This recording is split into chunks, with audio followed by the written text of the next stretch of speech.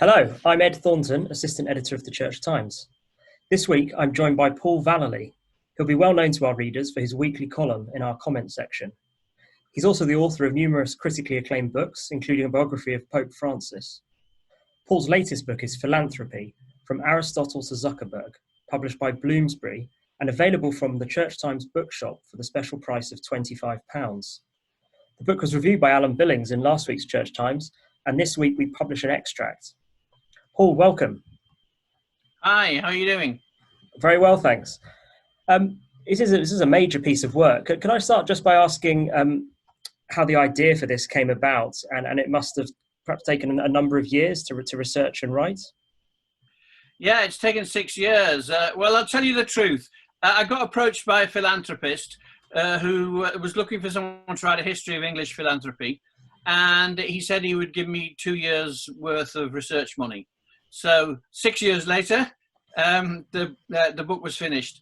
When I began, I realized quite quickly you can't write a history of English philanthropy because you've got to go back to the Greeks, and because they coined the phrase. But then, you know, the ancient Hebrews had an important input into the shaping of modern philanthropy. And then you go through and you get to the present day, and philanthropy is completely global. So the idea of English philanthropy, it wasn't going to work. And for the first year or so, I kind of paddled around in various random things that, you know, as things were when there was a speech being made or a conference or something, I'd go along to it. And I was just kind of not sure what my focus was going to be.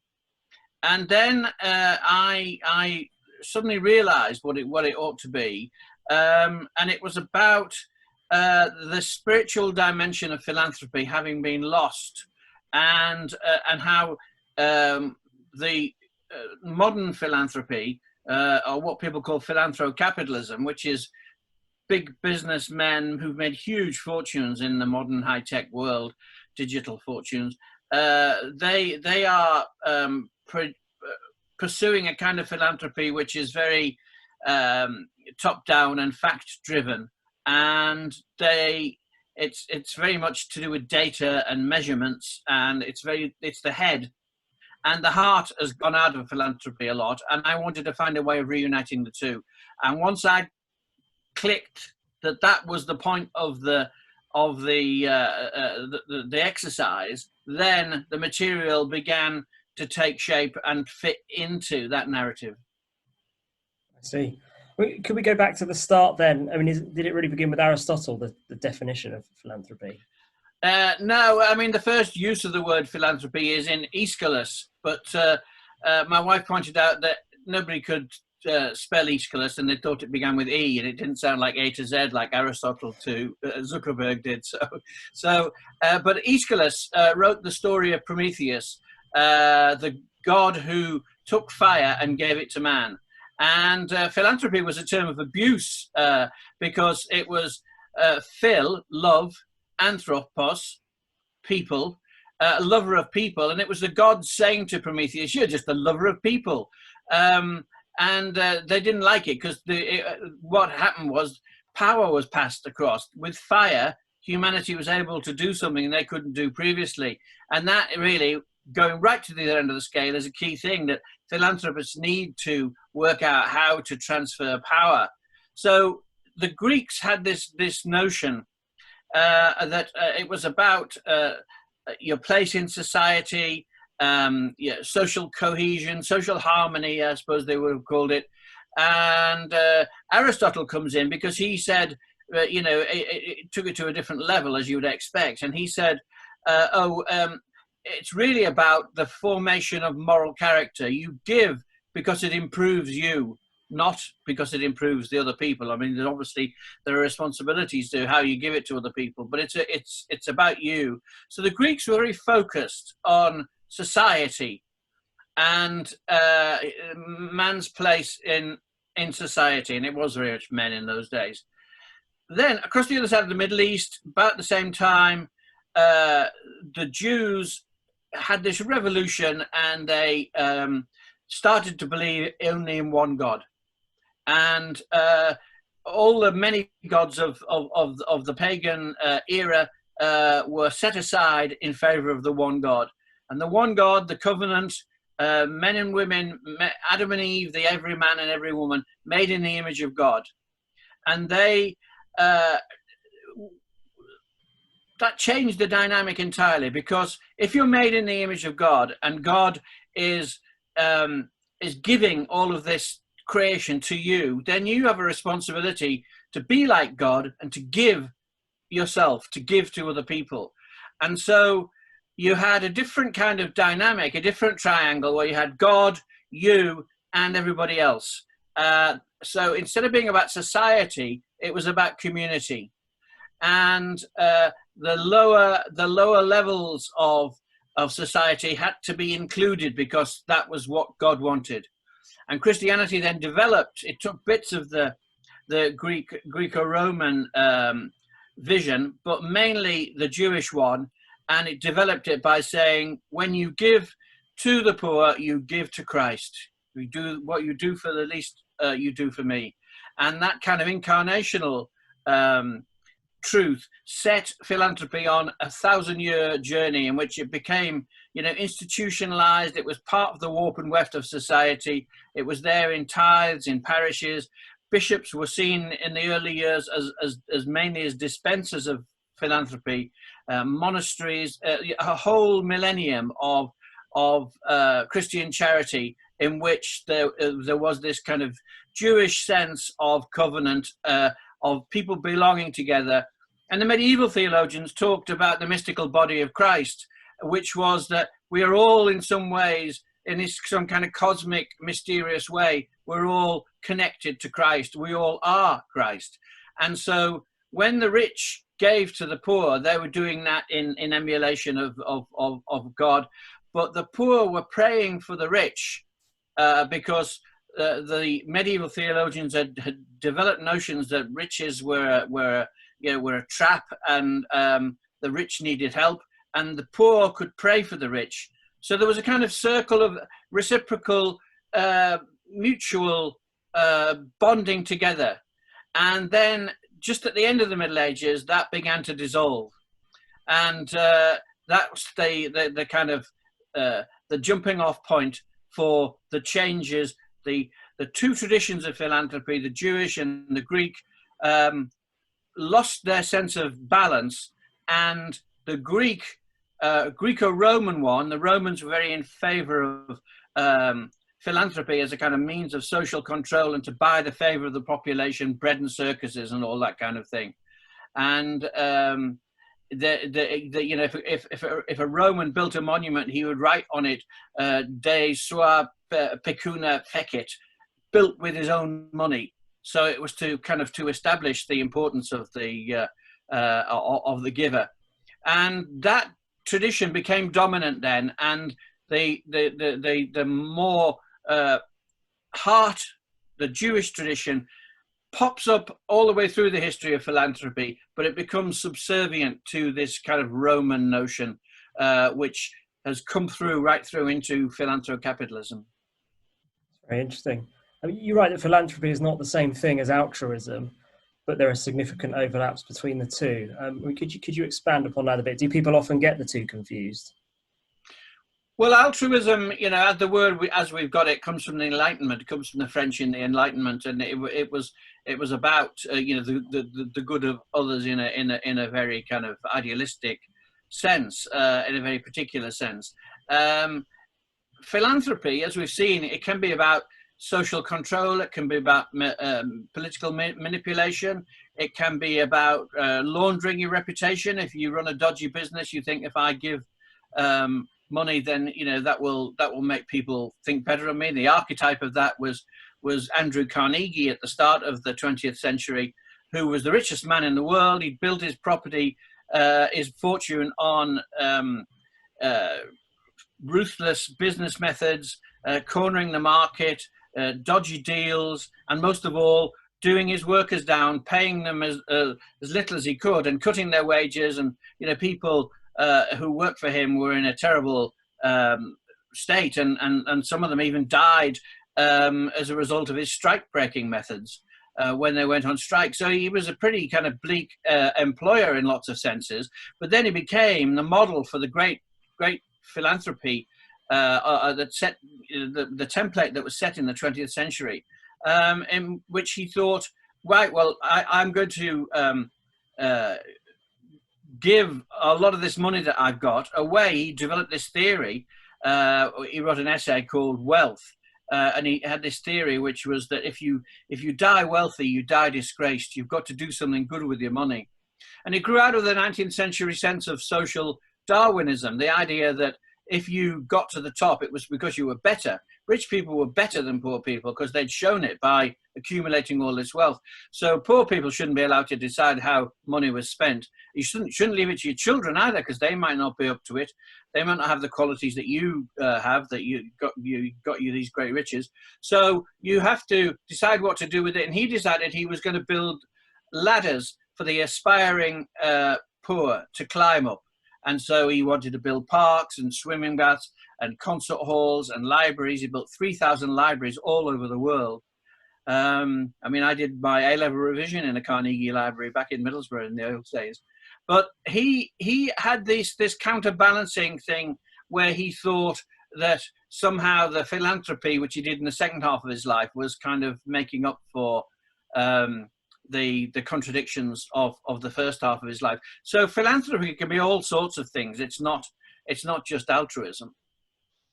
It brings up the question of how much self-interest plays a part, and whether that somehow dilutes the gift if somebody is doing it for their own gain, be it the feel-good factor they get or the accumulation of power. I mean, what do you? Yeah, well, I mean, you can have both, and they're not necessarily contradictory. If you look at someone like Robert Owen, who built the mills at New Lanark and developed this kind of utopian socialism, he was of the classic Enlightenment view that nurture was the key thing, not nature. And so if you put people in a good factory, in good working conditions, put their children in kindergarten and then in school, gave people time off, they would be better people, and they would be better workers. And over in Bradford, Titus Salt had very much the same kind of philosophy. When he built Saltaire, this model extraordinary place, it's really worth going to. Or George Cadbury in building Bourneville in Birmingham, put his chocolate workers in, and he gave them gardens and gas and hot water and the whole range of things that working people lacked in those days. And he was an interesting development in philanthropy, because he thought that philanthropy that should change the way you did business. Whereas nowadays, the philanthrocapitalists think that business should change the way you do philanthropy. Another thing that comes up in the book is the role of the state, and whether the state should be providing for people in poverty, or whether individuals should come through. I think you discussed this with Rowan Williams, in addition to exploring it in some depth in the book. Is that right? Yeah, well, there was a kind of very high-minded but rather moralizing attitude on the part of Victorians in particular, which is the high point of philanthropy in this country. And they had there was a thing called the Charity Organisation Society, the COS, which wanted philanthropy to be scientific and but also very punitive, to make moral reform of the poor. And its critics said COS actually stood for cringe or starve.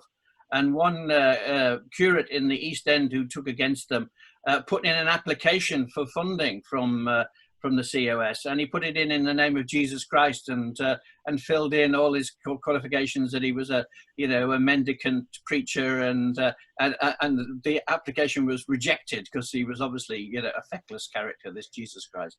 So there was this this notion of moralizing, and there was a big backlash against it. And if you look at philanthropists in George Eliot or Charles Dickens or Francis Flaubert, you find that it's a negative portrait of philanthropists. They're seen as self-aggrandizing. And out of that, combined with the really progressive philanthropists like William Booth of the Salvation Army, the Rowntrees, the Cadburys, they all began to realize that the problems of industrial society were so huge, they couldn't be solved by philanthropy. And in the 19th century, schools and hospitals were provided by philanthropists or by subscription, and but the state began to regulate them. And the state began to get more involved, and there was a big movement to say this was a good thing because philanthropy couldn't cope with the scale of the problems. And so you then got Lloyd George's government around the First World War bringing in, you know, pensions and free school meals and you know, various underpinnings of what became the welfare state. So it became thought, well, philanthropy is not up to it. Let's leave it all to the state. And then you see that in beverage. Of course, it doesn't work. It's not enough. There are more dimensions to life than the state can provide. Pope Benedict, in his encyclical Deus Caritas Est, has a line which says that no matter how just a society is, it will always need love, because justice isn't an answer to loneliness. And in the modern era, we've seen that wheel turn again, and the welfare state is not enough for all kinds of reasons, and philanthropy has made a comeback, fueled by this huge resurgence of capitalism in what I am calling the philanthro-capitalist model, because of financial deregulation, the Big Bang, the technological revolution, the ability of people like Bill Gates and Mark Zuckerberg to make fortunes which are on a scale which is as unimaginable as anything since Andrew Carnegie and John D. Rockefeller. That brings us on to the extract we're running this week, entitled "How Can Philanthropy Recover Its Lost Soul?" I think it is. You write about philanthrocapitalism, and then you write that as one side of modern philanthropy's personality, and then there's another one which is reciprocal philanthropy. Could you just unpack a bit what you mean by both of those and what your assessment is of the merits of each of those? Yeah, well, I mean, it's probably interesting, especially for Church Times readers, to go back to the Reformation here, because after the Reformation, there were a lot of Protestant propagandists who made out that, you know, the Protestant work ethic, the new Protestant theology made philanthropy scientific and modern. And the Catholic philanthropy for 1,000 years had just been haphazard, and it was all about people trying to get time off in purgatory and buy their way into heaven. And what the book discovers is that the big changes in philanthropy happened 100 years before the Reformation, with the rise of mercantilism and monetary economy, the growth of towns, and particularly the Black Death, which changed the whole economic model, because suddenly there was a lot of land, a lot of work to do, and not very many people. So that changed the balance of power. And so some people went on the road and became beggars, but some moved around, and it was the end of, you know, the old feudal system, really. And in that, because you've got these changes, and that's when enclosures began on the land, because you've got these extra large numbers of beggars around, and vagrant beggars, the poor began to be seen not as people who needed a bit of help, but as a danger, a threat to society. They were, you know, the prospect of insurrection and so forth. So the attitude of the rich to the poor changed, and the poor became somehow to blame and somehow responsible for their own poverty. And at the same time, because you got all of these rich merchants and the growth of the towns, there was suddenly people who had a lot of money to be benefactors. And it was about 100 years before the Reformation that lay people began to take over control of the of charity and the distribution of alms and the whole philanthropic process from the church. The guilds and the confraternities were all part of that. So the church began to lose its grip on charity then. And what happened with the rise of capitalism was that you saw some of this sense which I talked about before, the medieval sense of people being part of a unit, even if it was a spiritual, even if it was a a spiritual equality in the face of a huge physical inequality. There was something there which went then in philanthropy, and what I have tried to do in the end of the book is to look at this philanthrocapitalism, this business-orientated methods, making philanthropy more business-like, and seeing what the great advantages of it are, like eradicating polio, fantastic, but that pointing out that it does have some disadvantages as well. And the disadvantages, I conclude, can be offset by reintroducing some of this other side of philanthropy. So that the business kind of philanthropy is very measurement orientated, very data driven, and it can neglect. It can go for easy targets. You know, if you're suffering from a disease that Bill Gates is interested in, that's great. But if you're suffering from a disease he's not interested in, well, you know, that's tough. So, I mean, how do you rectify those balances? How do you put money into things like campaigns for justice in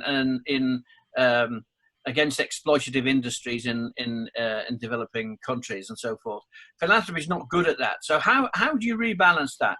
And I say the way to do it is to take a modern secular equivalent of that medieval sense of social cohesion and inject it into this strategic philanthropy. And I call the new way of doing the medieval vision reciprocal philanthropy. So I look at the end of the book at a number of ways in which you can inject reciprocal philanthropy and marry it with strategic philanthropy to create something which has got more of a human face. And in that sense, philanthropy will rediscover its soul. And is this reciprocal philanthropy partly about the philanthropist not simply giving money and having nothing more to do with the objects of their giving, but actually it changing them in some sense, or them forming some community with the person or the group? No, it's not that. It's it's the latter, but not the former. Okay. A lot of these philanthrocapitalists are very involved in the projects they do. They micromanage them like they micromanage their businesses, and it's very top down though. I mean, there's a good example of both Bill Gates and Mark Zuckerberg spent a lot of money on education projects in the US, and were both failures. And at one point, Bill Gates announced, "Oh, this isn't going very well. I'm going to stop it." He had a meeting and he invited all these educationists. "I'm stopping this, and I'm going to switch to this other track." And one of the educationists pointed out, "Well, it's all very well for a philanthropist to say that was a failed experiment. Those 3 years didn't yield what we wanted. But for the kids who were involved in the schools, that's 3 years of lost education, and it's not, it's not an equivalence." So you look at that and you say, well, why did that go wrong? Well, it was because Bill Gates had this idea that this is what you had to do, and he got some experts and said, "This is what you've got to do. How can we do it?" And they devised this policy, and he put $2 billion into it, and it didn't work. Now, if he'd listened to the parents of the kids, if he'd listened to the teachers, if he'd listened to people on the ground, which he started to do now in his philanthropy generally, he's much more listening than he was when he began, and he's got much more sense of partnership with the people that he's trying to help.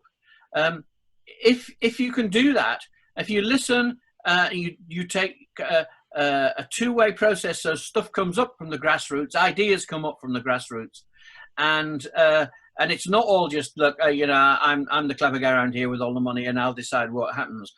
So philanthropists need to understand partnership, they need to listen, and they need to cede some of their power as well as their money to the people on the ground who know whether something will work or not. Maybe just finally, the book contains fascinating interviews with philanthropists and theologians, thinkers, who are interested and have expertise in this area. I mean, who are a few of the people who stand out, who you felt you learnt most from, perhaps? Well, I mean, I started with the religious leaders, Rowan Williams, Rabbi Jonathan Sacks, and Nasser Hagmed, who is the head of Islamic Relief, which is the biggest Muslim relief organization in the world. They're based in Birmingham. And I talked to them about what their particular religious worldview had contributed. One of the things that I've not actually labored this point in the book, but it's clear as you read through the book that so many of the leading philanthropists throughout the eras have been motivated by their religion. You get the odd one like Robert Owen, or a lot of modern philanthro-capitalists who are not motivated by religion, but religion has been a key element in philanthropy. So I talked to them, and they're very interesting.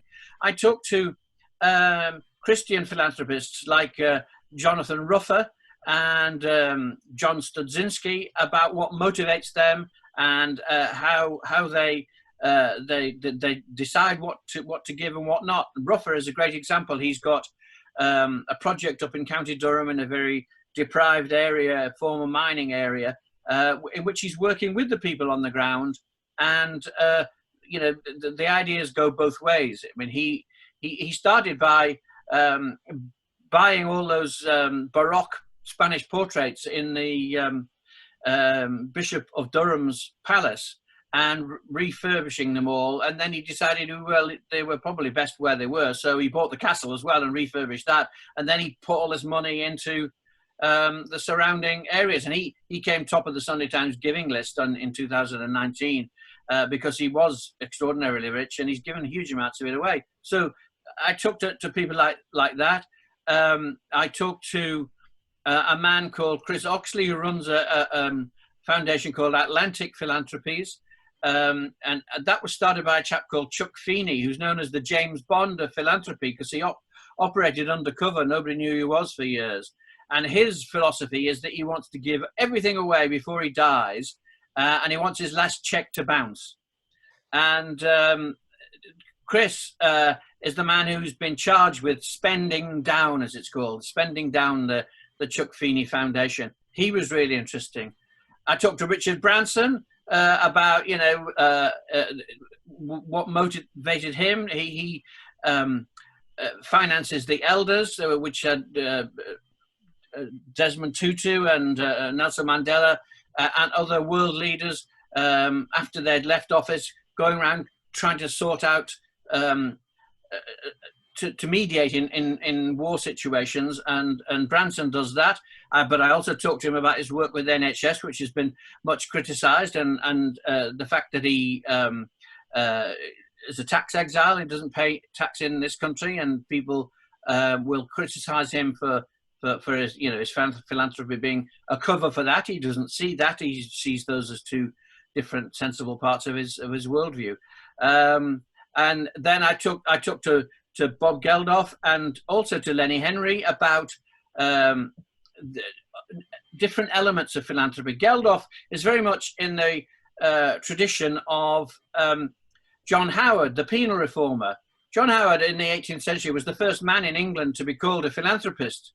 And interestingly, contrary to our modern views, he wasn't someone who gave away large amounts of money. He just gave all his time to prison reform. And so in the Enlightenment period, a philanthropist was an activist. So William Wilberforce was a philanthropist. And in you know, Geldof and Angelina Jolie and people like Lenny Henry are in that, the modern celebrity philanthropists, they're in that, very much in that tradition. And I talked to Lenny about comic relief and about the democratization of philanthropy, ordinary people getting involved through Children in Need, comic relief, through the whole phenomenon of crowdfunding.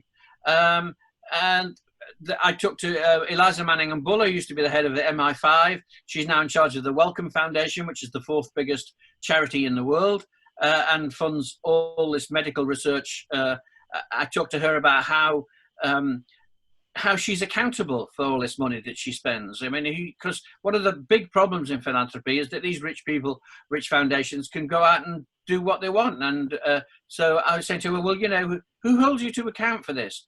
That was a very interesting conversation.